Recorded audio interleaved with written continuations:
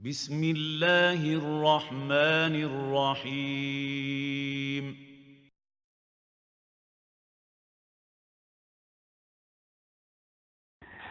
السلام علیکم ورحمۃ اللہ وبرکاتہ۔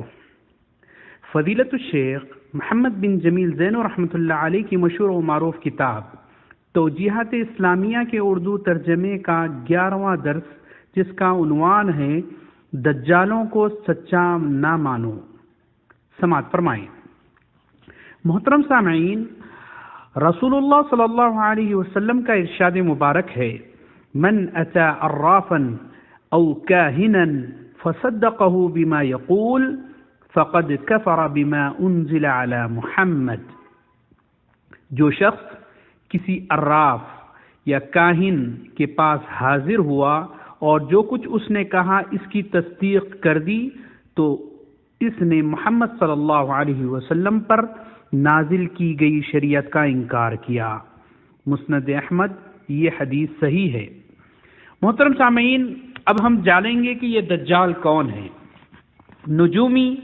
نجومی یعنی ستاروں کو دیکھ کر اٹکل پچو باتیں کرنے والا۔ کاہن یعنی جنوں سے کچھ حالات معلوم کر کے لوگوں کو بتانے والا۔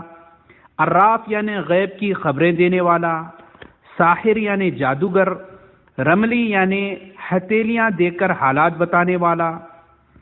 اور اسی طریقے سے کپڑا پھینک کر لوگوں کے اندرونی معاملات کا کھوج لگانے والا۔ ہر وہ شخص جو سینے کے بھیدوں اور ماضی اور حال اور مستقبل میں رونما ہونے والے حالات و واقعات کا علم رکھنے کا دعویدار ہو، ان کی تصدیق کرتا ہے تو گویا کہ وہ حرام کام کا ارتکاب کر رہا ہے۔ محترم سامعین، اس لیے کہ یہ تمام صفات اللہ تعالیٰ کے لیے مختص ہے۔ غیب کا علم جاننے والا صرف اللہ ہے، اس کے علاوہ کوئی اور دوسرا غیب کا علم جاننے والا نہیں ہے۔ اس لیے کہ اللہ رب العالمین کا قرآن میں سورہ حدید میں ارشاد ہے، وَهُوَ عَلِيمٌ بِذَاتِ الصُّدُورِ، اور وہ دلوں کے رازوں تک جانتا ہے۔ اور پھر دوسری جگہ بتایا، قُلْ لَا يَعْلَمُ مَنْ فِي السَّمَاوَاتِ وَالْأَرْضِ الْغَيْبَ إِلَّا اللَّهُ، اے پیغمبر ان سے کہو اللہ کے سوا آسمانوں اور زمینوں میں کوئی غیب کا علم نہیں رکھتا۔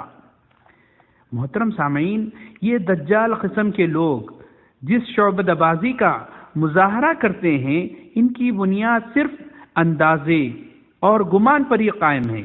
ان میں تو اکثر تو شیطانی جھوٹ ہوتے ہیں جن سے صرف ناقص العقل اور بیوقوف قسم کے جاہل انسانی دھوکہ کھاتے ہیں۔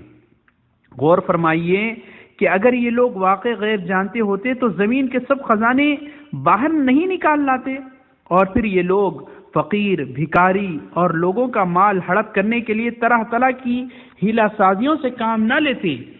اور اگر یہ سچے ہوتے تو کفار اور مشرکین اور غیر مسلم یہودیوں کی خطرناک سازشوں کو ختم کرنے کے معاملے میں ہمیں ان کے اندرونی رازوں سے آگاہ نہیں کرتے۔